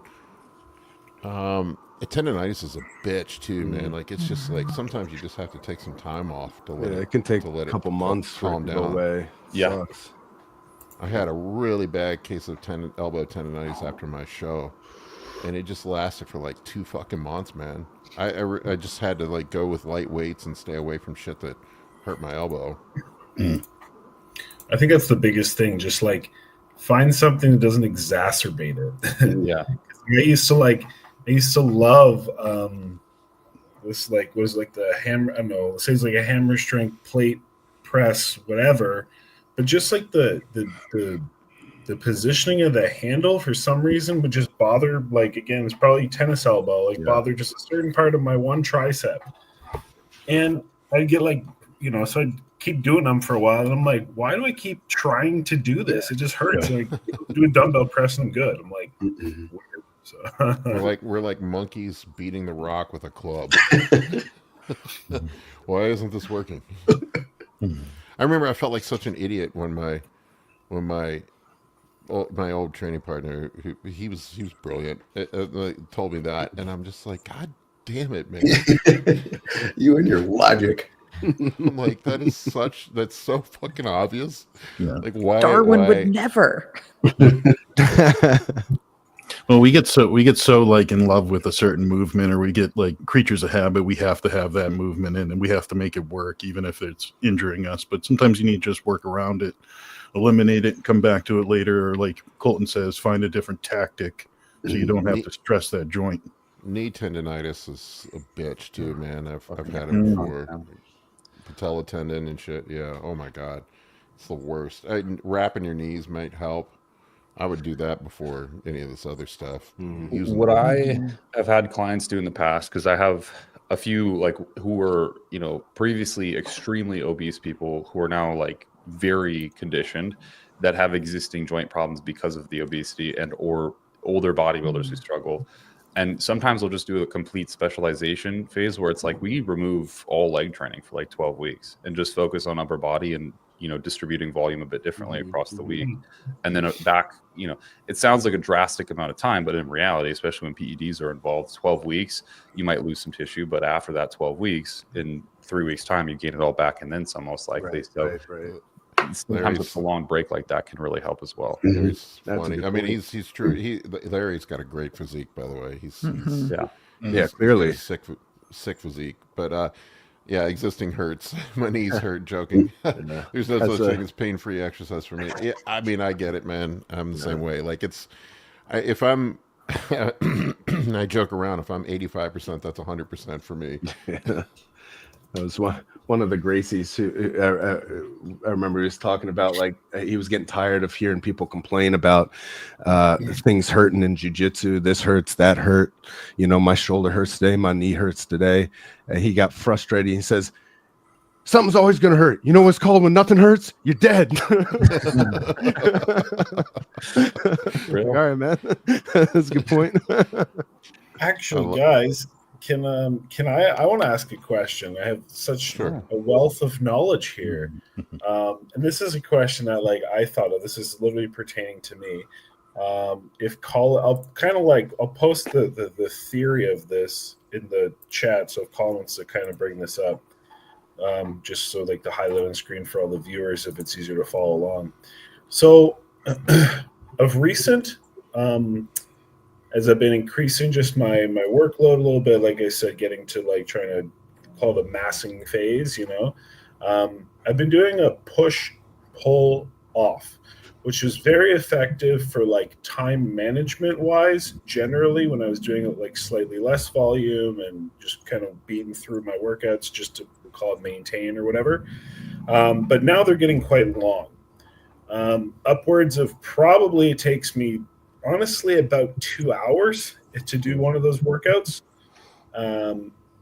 Whereas, you know, I guess I'm debating switching to a push-pull legs, which I could probably get in and out of the gym. Like, so the workouts are maybe, you know, let's say more like an hour and 15, maybe an hour 30 if it was like legs or something. So it's like, what do you think's better? Slightly higher frequency and longer training for like recovery wise, or slightly less volume push-pull legs with a shorter shorter time in the gym, better recovery, if that, or like theoretically less workload, I suppose, you know what I mean? Sure. So you're saying that you're currently right now you're doing push pull, but you're training legs on both of those days as well? Correct. Yeah, that's a lot. Wow. Yeah, you're clumping a lot of work, a lot of the body into a day's time. Legs should probably have their own. I feel like legs need a day of their own. Yeah, like so when I'm sorry, go ahead. 3 times a week. Or sorry, there's a couple questions out there. I missed that. How many times a week are you trying to train? So if I do push pull off. Okay. Yeah, or if we're prior again, like years ago, I did push pull legs. So I did push pull legs off. So it's pretty much a 3-day or a 4-day cycle. Obviously, like I said, the benefit of, I guess, the push pull off is obviously like slightly higher frequency. So I get like rest days every slightly more often. Push pull legs would be obviously slightly less frequency, a little less regular rest, I suppose. But so yeah, I'd love to kind of hear thoughts. So obviously you guys are maybe pushing towards more of the push pull legs, or what do you guys think? I would do PPL. Yeah, I think push pull legs. I am even more biased towards doing like an upper lower split, where you'll do all upper body one day and then lower the next day, upper lower, but splitting that up a little bit to where you're maybe doing only 2 working sets each upper session, but you're hitting virtually everything, chest, back, etc. And then doing that 3 times a week or so. But that's how because I'm like the same boat. I really don't. I'm not actively trying to compete in bodybuilding or anything. I'm just trying to look good right now. So my concern is like, can I be time efficient? And the way I do that best is just like doing a full upper session where I'm doing like, one day I might not do shoulders, but then the next upper session I will. But for the most part, I'm covering all of the upper body, just minimal volume in that single day. And then the very next day doing a leg session, and then the very next day doing another upper session with, virtually all those musculatures in them, except just keeping the volume relatively low. And that way the sessions themselves stay like right around 45 minutes to an hour, but I'm able to, hit the gym more frequently. That is interesting. Yeah, that I never even thought about that. So you only do 2 working sets per... Yeah, 2 to 4, depending on like what I'm, trying to do for myself. But mostly it's like, let's say I'm doing chest, I'll do like a pressing movement, I'll warm up some decent amount, and then like 2 working sets. Then I'll move to a back movement, 2 working sets. I try to split it up to where it's like, I know this isn't really physiology, but like upper lower chest and then upper lower back in terms of like lats versus the medial back. But so usually it ends up being like 4 working sets for those bigger muscles. But then everything else, it's like 2 working sets. So 2 sets for the biceps, 2 sets for triceps. But then I'm doing that 3 times a week. So it equates to about anywhere from 6 to 10 sets for each muscle. Yeah. Would you do like two chest exercises, 2 back exercises? Yeah.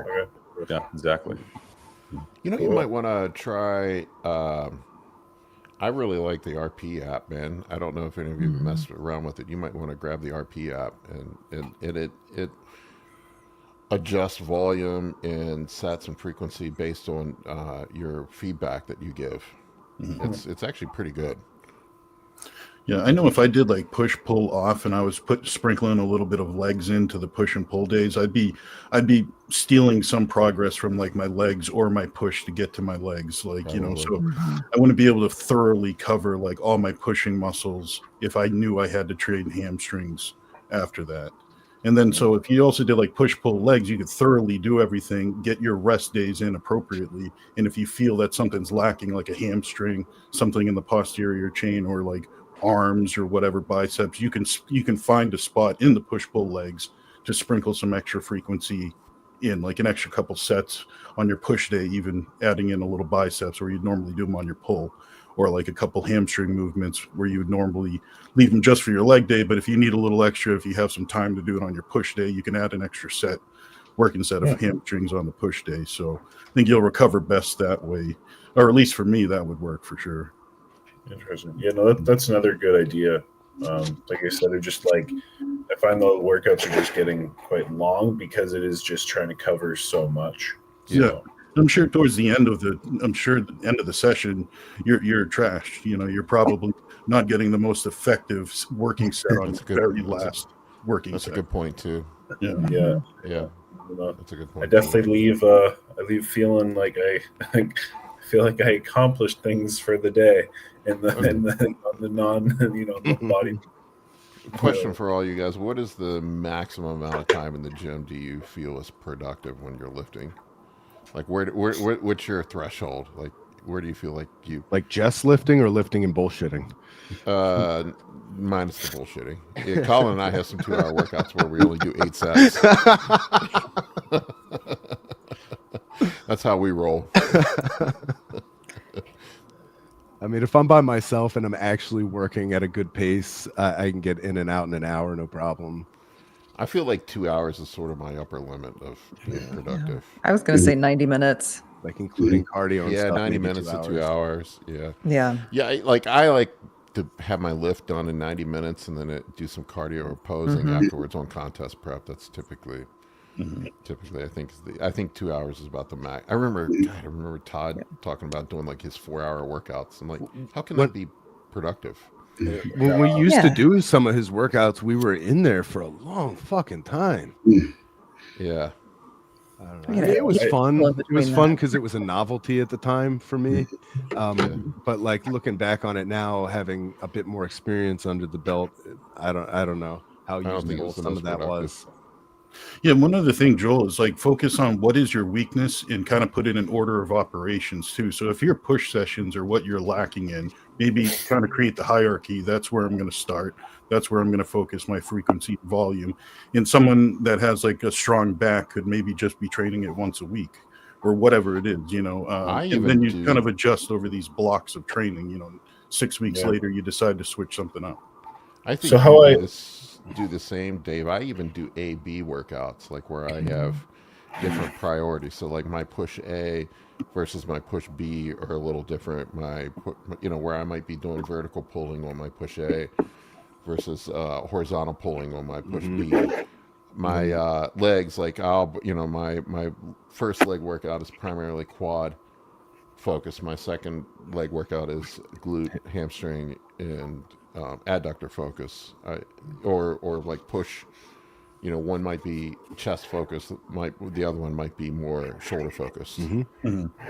For sure. No, that's a good point, Dave, and it's kind of the way I do structure it, and I think that's how, like, despite again they're getting longer, like I think, but like I think effectively work out for like a good hour and a half to like 2 hours, but like that's where after that I really start to wear out. But because I actually always start with the legs, like on both days, I start with legs. Sure.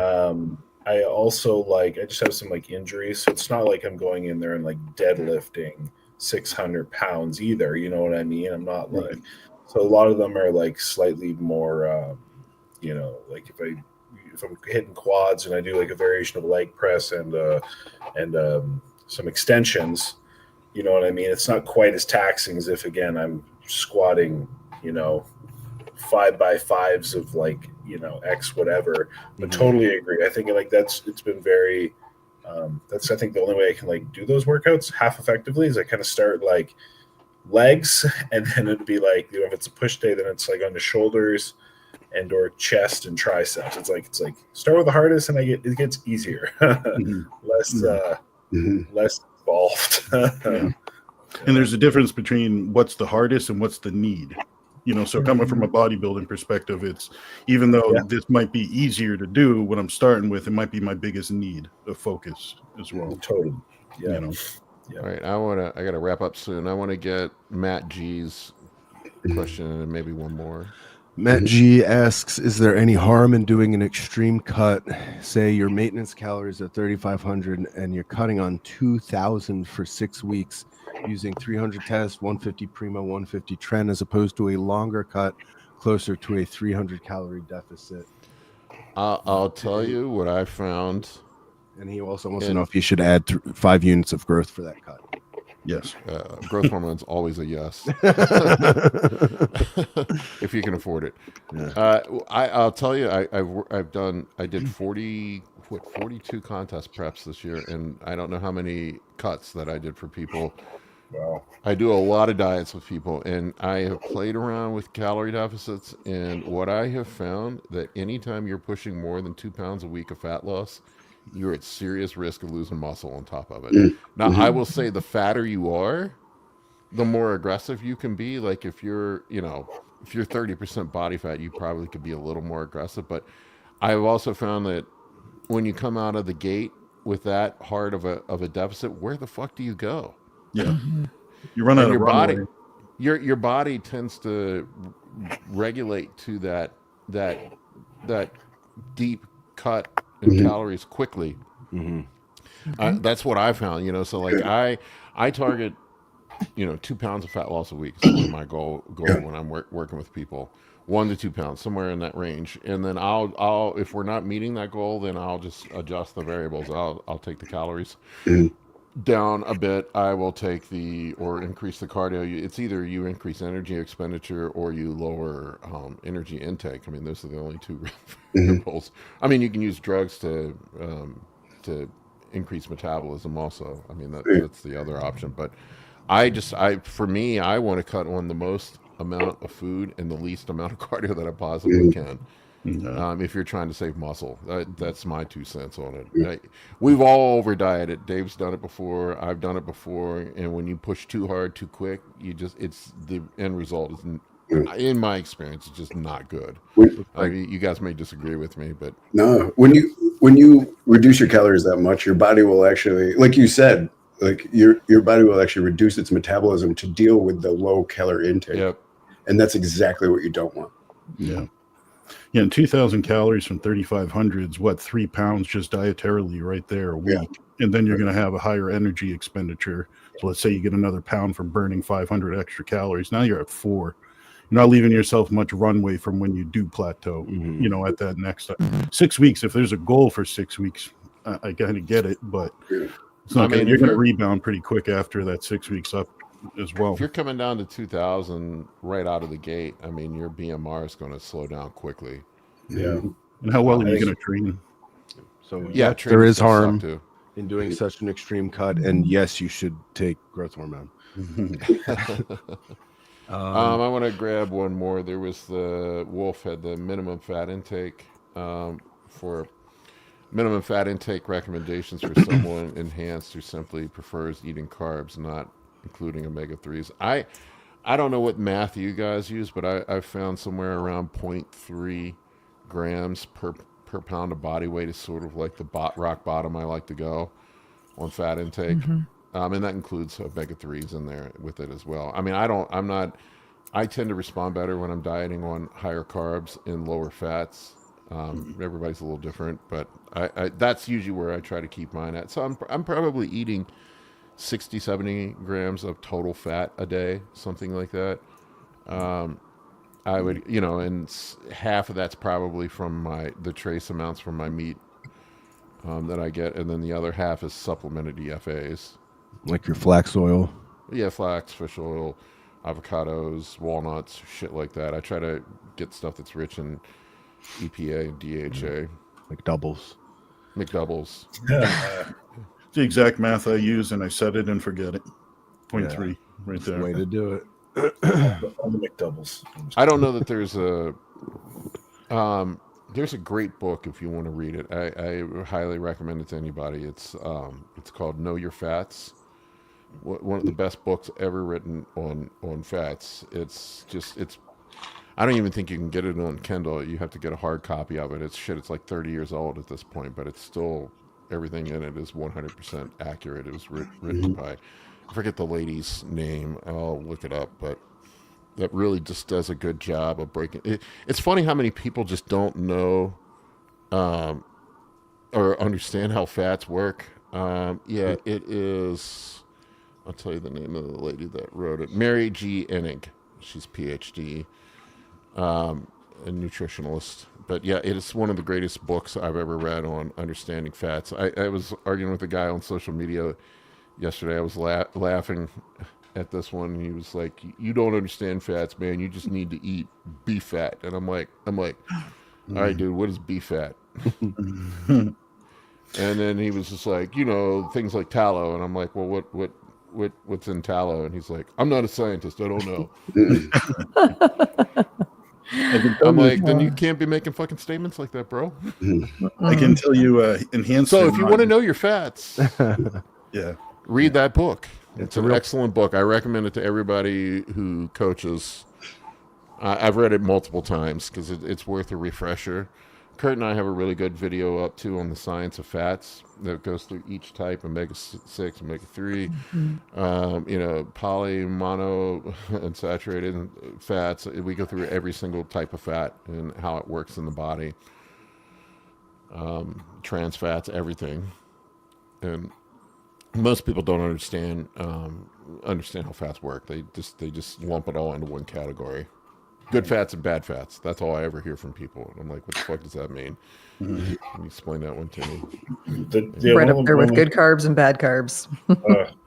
One of the most, just real quick on that, Paul, is like one of the most ridiculous things is like when people, again, because I see so many people argue like, oh, real butter is healthy. You can eat all the real butter you want. Margarine's the devil. I'm like, no, you shouldn't do that at all. If you don't eat margarine, fine, but you can't. I wouldn't say butter is healthy, and animal fats are not necessarily healthy. Like, they have a place in a diet, they have a place in whatever, but like, no, you can't just eat these things endlessly. And the only places you can eat those two foods endlessly are Ireland and France. And carnivores, you actually get celebrated the more butter you eat in those places. I always love the primal dudes. I always love the primal dudes that talk about eating like a caveman, and then they're eating sausages, bacon, tallow, ghee, and all this other shit. And I'm like, I don't know any caveman that was eating that shit, man. They were eating twigs and berries and whatever fucking varmint they could kill. I mean, sometimes not eating for days, and then they all died when they were 27. So I don't know. I don't know if they're exactly the best people to model for for ideal health. Super primal deaths of their teeth at 27, though. Well, they accidentally eat the poisonous berries and learn the hard way. Do I have a molar abscess when I'm 26, and they're Or a hammering it splinter. out with a rock? Maybe they Dysentery. died of hyperlipidemia. We never know. They didn't live old enough. They didn't live long enough to even get hyperlipidemia. Maybe No, at 26 they did. Who knows? I don't know. So I don't think they had a lot of testing back then, right? So, They weren't eating prime ribs. I can tell you that. Wild game. That's the other thing that blows my mind is like wild game. Anybody who's ever eaten wild game, it has No like fat no on it. fucking Zero fat in it, man. Like none. Yeah. Well, that's why there's the phenomenon, the rapid famine. If the people can actually become extremely malnourished eating only extremely lean wild meat because it doesn't have the essential nutrients that we need. Some fat, yeah. Yeah. there's not enough calories. Why the it was a that always complete makes me resource laugh. for the Native Americans for that reason. And I feel like fats, like they're so different. Like each type of fat does so many different things metabolically in the body. Like you just can't really. I mean, I know technically they're all lipids and they're all lumped into the same category, but they function very differently in the body. And whereas absolutely. carbohydrates all ultimately end up as glucose. Now we can debate how fast that happens, but. Yeah, but fats are fascinating. I mean, you think about it. We talked about it earlier, Ryan, with like body fat percentages and the storage component of fat. So the type of diet that the animal you're consuming, the quality of their fat that you're eating, and where it is on the body is going to have a different impact. Fat is not The fat. eggs, yeah. I just did a thing about the eggs this week. I get the omega-3 eggs, and they feed the chickens flax seeds, and the Profile. The profile, they have something like 6 times the omega-3s that a regular egg does. Yeah, it's the same thing with pastured even beef. a pasture raised, it's crazy. Yeah, pasture raised beef, I mean, has way less saturated fat in it. Way less. Well, the saturated omegas are so much higher. They're eating just grass. Like they're literally taking sunlight and turning it into protein. Whereas if they're being fed like a compounded food product their entire life, their fat makeup is completely different. Like the chemical breakdown of their fat is completely different and would have a completely different impact on the person consuming it as well. Well, people vastly overeat saturated fat and omega-6s and not enough omega-3s. That's a big issue. Balance that's why matters. I choose McDoubles. No. No. When are we going to get Joel in the shop? Where do you stay at, Joel? When am I getting in the shop? Like what? You guys I mean, training me? where do you live at? Man, I hate to say it, but like people ask me this question, I'm like, do you want like where I live on paper or like? I guess you do. You probably travel around quite a bit. Well, next time you're in the Northern Virginia, DC metro area, you come train with us. Oh, cool. I know. I was just there in. I have family in Norfolk area. Yeah, that's not the too other far. opposite end of the state. I mean, but- it's a couple hours away. From us. I was up in DC. I was in Richmond. To me, it's not a long drive. Yeah. That'll be. I'll definitely shoot That'd be a lot of you. fun. Shoot you a message. I was there. It was this past summer, in DC as well. The shop is the gym that we train at. Yeah. It's probably one of the more famous bodybuilding gyms here in the DC Got to come area. out there and use all that amazing leg equipment. We have So much jealous. cool equipment. Colin and I the owner of the gym, he'll just randomly jump in and work out with us. We worked out with him on Friday night. Jason. Yeah, he's a wealth of knowledge. It's funny, like he like dresses like a schlub and like just kind of walks around the gym and like people don't even realize he owns the gym. place, yeah. Yeah, and he's like, I like it that way. The first time I met the guy was he came up to me to ask me if I had used this machine because I hadn't racked my weights on it, and I apologized. I apologized a month later. I didn't have the chance to apologize to him then, but like it stuck with me. I was so upset because I'm not that guy. I really am not. Like a month or two later, I was like, you probably don't remember, but like I forgot to rack my weights one night. It's like haunted me. I just want to say I'm sorry. I don't usually do that. My brother had just given me some edibles and I was not right that evening.